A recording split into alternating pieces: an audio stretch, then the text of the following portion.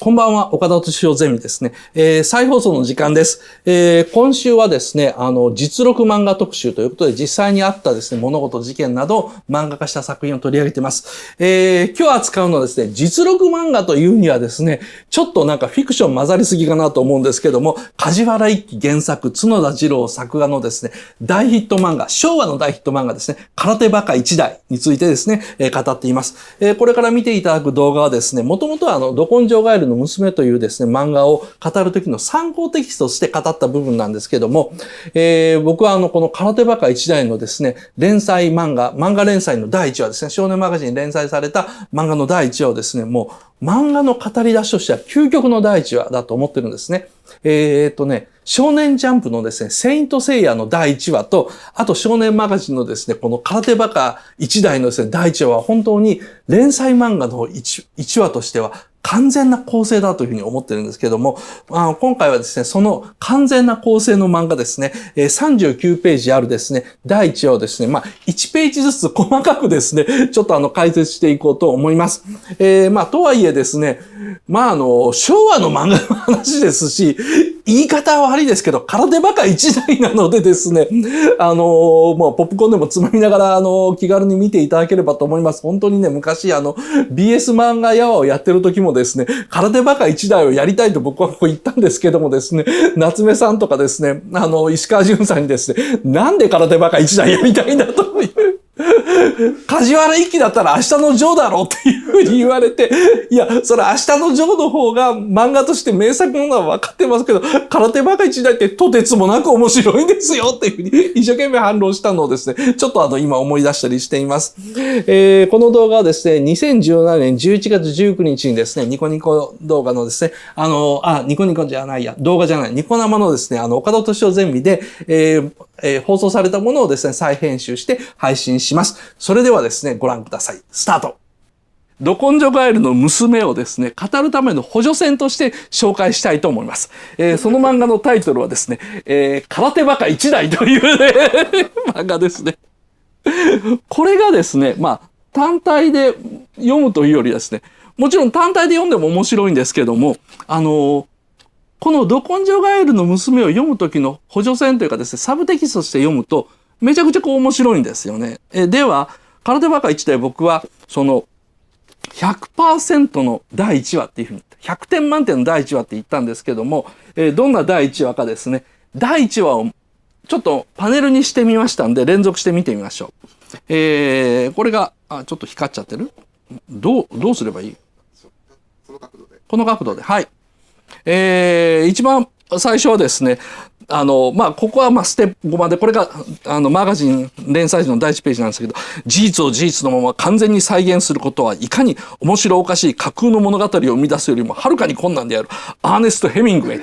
俺はこのね、アーネスト・ヘミングウェイのこの原文を30年間探してんだけども、未だに見つかってないと。いや、まさか嘘じゃなくてどっかにあるだろうけども、一体どこにあるか。なんか、スペイン戦争行った時あたりの文章かなと思うんですけど、未だに見つかってないです。で、この絵が角田二郎っていう作者が書いたんですけども、それまでの角田二郎の児童漫画のどちらかというとドラえもんに近いような画風からもう180度変えて、もう藤子 F から藤子 A に変わったぐらいの画風に変えて書いてるんですよね。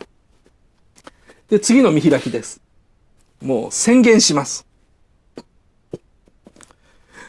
これは事実談であり、この男は実在する。この男の一代記を読者に伝えがたい一年闇がたいので、アメリカのノーベル賞作家ヘミングウェイの言う困難にあえて挑戦するしかない。私たちは真剣かつ冷静にこの男を見つめ、そしてこの価値を読者に問いたい。極真快感、空手三段、梶原一騎とか、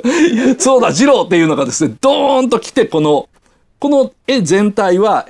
なんかわからないけど、おっさんがどつかれてる絵なんですよ。だから、どう見ればいいかわからない。この男は実在するってやつは、このどつかれてるやつなのかどうなのかわかんない。ただ、なんか、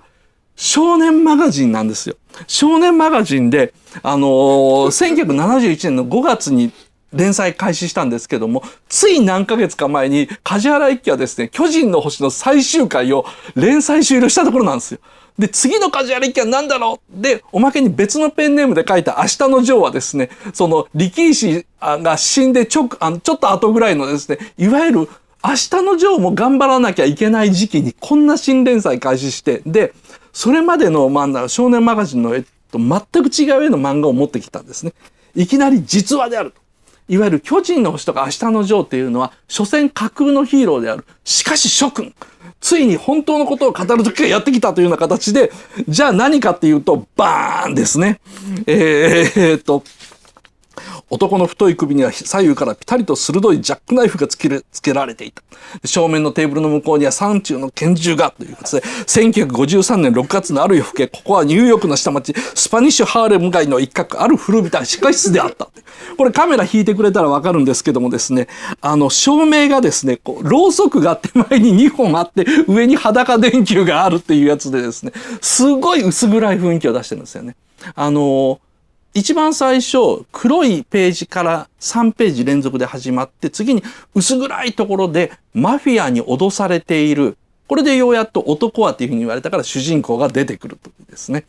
もう無理と書いてますけど、まあ、そんなこと言わずにですね、見てください。やっと次のページでセリフが出てきます。もう俺嬉しくてしょうがないな。マス大山って言います。あなたはスーパーマンとか聞くがね、こうなっちゃ絶対絶命、手も足も出ばいよって言いながら、このページの両側にですね、このニューヨークの夜景みたいなものがちょっと、紙の破れ目みたいなもので書いてるんですね。これで明らかに外が夜でニューヨークの風景っていうのをやると。もう本当に角田二郎っていうのはさっきも言ったように藤子 F 不二雄みたいな割と分かりやすい子供漫画描く人なので、こういうエフェクトというのかな、状況描写にこういうトリッキーなことあんまりしない人ですから、本当にこの1話考えて書いてるのが分かります。ということで、マス大山、この呼びかけでやったから、あなたはスーパーマンと聞くがねって。このセリフはですね、読者にマス大山はスーパーマンだって説明するんですね。でも、あなたはスーパーマンと聞くが、この状況から脱出できる方法はないだろうっていうですね。まあなんでしょうね。もうこれ辺で読者は、こっから先主人公のこのマス大山ってやつが、ここをかっこよく脱出することに、どんどん心が上がっていくと。ニューヨークの暗黒街に立てついちゃう。うぬぼれが過ぎようてもんだ。だいたい耐震でのこのこ乗り込んでくるってのは思い上がりよ。生きて帰ると思ったのかねというふうに、分かりやすい悪者ゼリフが並んでですね。それとも東洋の空手にはこの絶対絶命を何とかできる力があるとでも言うのかねっていうですね。もうここまで来たら反撃するしかないと、いうところに来ます。いいでしょう。第1話の展開で見開き構成でどんどん作ってて、ようやっとこっからですね、1ページ単位のコマ構成になります。テレビドラマじゃねえんだと。つまり前のページの、東洋の空手の神秘ではこれを何とかする力があるのかねって言うと、マフィアのボスが怒って、テレビドラマじゃねえんだ、奇跡は絶対に起こらねえと。庵野秀明作品をよく見てる皆さんご存知の通り、奇跡は絶対起こらないと言えば5秒後ぐらいに奇跡は起こるというのがこの業界のお約束ですね。どてっぱらに3発拳銃の風穴が開き、首の両側を刺された死体が明日のハドソン川に浮かぶっていうことだと、首を切ってやれっていうふうに言うと、動くなっていうふうに脅されると、ではどうしてもトミーと女を渡してくれるとは言わぬのかって言います。で、またそんな強がりを言ってると、このことで裸で向かれてるトミーと女っていうのもですね、これもほとんどこの方にしか出てこないから気にしなくてよくて、誰かのためにこの男は単身ギャングの元に入ってきたっていうのがわかります。ただ、この大山マスターズの顔のアップでわかるように、あんまりですね、子供が好きなヒーロー顔ではないんですね。そういうのを描ける作者ではないし、なんでかっていうと、本物の実際の人物としての大山マスターズというのが、美男子とはお世辞にも言えない顔だったので、ここらぐらいの表現になるんですけども、あまり少年漫画に向いてる顔ではない。なので、思い切ってこういうリアルな画風にしてみたってことですね。ということで、マス大山の反撃です。いきなりですね、この見開きになります。このセリフを言った後、うわっというふうなことで何かが起こります。で、次のページに行くとですね、その説明になるんですけど、実はこの、左のページの下の部分とですね、あとこの右のページっていうのはですね、ほぼ同じ瞬間をですね、前後から2つに分けてるやつですね。で、何が起きたのかっていう、これが僕知りたい。ここまでだったら、いわゆるこれまでのですね、武闘漫画というのかな。アクション漫画でもよくあるんですけども、この空手バカ一代が他の漫画と違って、一つの時代を作れたっていうのは、次のカットですね。何が起きたかっていうのを少年マガジン風の解説画面で書いてるんですね。中央のみに絵があってですね。で、この左右がすべて説明文書になっていると。まず、両側のやつの腹を叩いたのはですね、男は椅子ごと真後ろに倒れながら両サイドの男を虎拳で倒しということですね。空手でいう虎拳、すなわち手首の突起した骨による一撃であると。で、これを頭に当てたら、顎に当てると後ろにずれるんだけれども、腹に当てることで手前になると。で、なんでそんなことをしたのかっていうのがこの左ページの上にあって、保険を払いに見舞われた二人は前へのけぞることによって一瞬この男を見えなくしたというふうなことで、実はこの前のページのですね、一瞬のアクション何があったのかっていうのを説明すると。で、この全体ページにもう一回戻ってもらうと、わかりやすく3人でお助けくださいというのがこう言って、ただ一人残って立ち上がったやつも、チェストっていうなんかちょっとこれ嘘みたいなジャンプでですね、銃を蹴られるというのがあります。で、さて最後に残ったテーブルの下に単なる、なんか挟まってたやつをテーブルごとバキッと肋骨折るような感じで倒して、もうこれで戦闘終了なんですね。で、さあ引き上げようと。服はとりあえず奴らで間に合わせなさい。時間にしてわずか数秒というふうなことで、ここのコマですね、その中央のところにですね、その空手の腕の動きみたいなものが分解写真みたいなもので載っていると。この辺がこの空手バカ一代の第1話のリアリティっていうのをすごい上げてるところですね。まず写真から明らかに起こしたであろうカットを何枚も冒頭で見せて、で、1953年6月っていうふうに時期を特定して、スパニッシュハーレム場所を特定しての実際にあったエピソード感っていうのを出して、で、これが決して架空の漫画っぽいヒーローではなくて、実際に人間にできることだっていうのを、顎に当てればのけぞる、しかし腹に当てればうずくまるっていうことで、このスーパーヒーローがやったことがですね、人間がやった技なんだ、訓練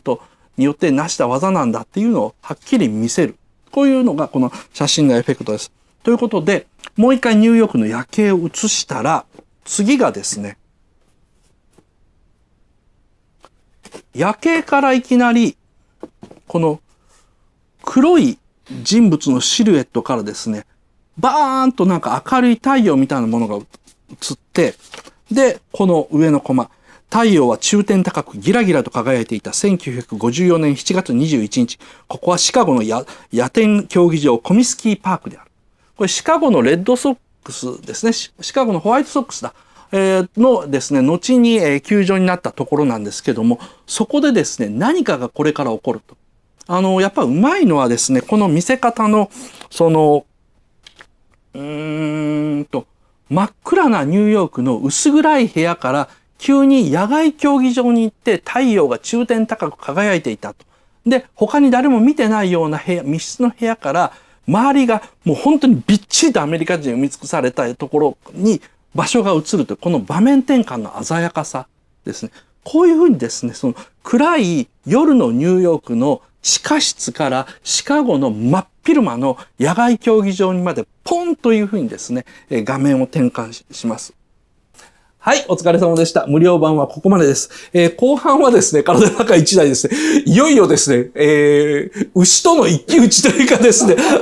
シカゴのコミスキーパークでですね、もう僕わざわざシカゴに行ってですね、コミスキーパークの前をですね、車で通ってきたんですよね。あるわ、まだコミスキーパークって思ってですね、コミスキーパークでのですね、牛との一騎打ちが始まった、この1話の続きをですね、小回りや演出法を含めて、完璧な漫画の第1話とは何かというのをですね、触れながらですね、1ページずつさらにですね、分析していこうと思います。ここから先はですね、ドワンゴのですね、ニコニコ動画でですね、有料公開しています。岡田敏夫ゼミ限定会員ではですね、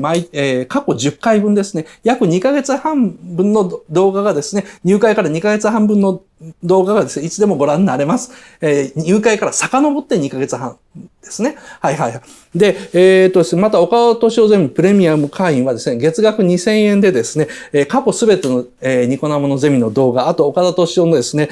講演、ガンダム講座なんかのですね、数千時間ある動画が見放題です。この機会にぜひ入会ご検討ください。それでは有料版スタートです。岡田敏夫の YouTube を見てくれてありがとうございます。毎晩ですね、だいたい夜の7時ぐらいに新作動画を配信していますので、ぜひぜひチャンネル登録よろしくお願いします。ではではよろしく。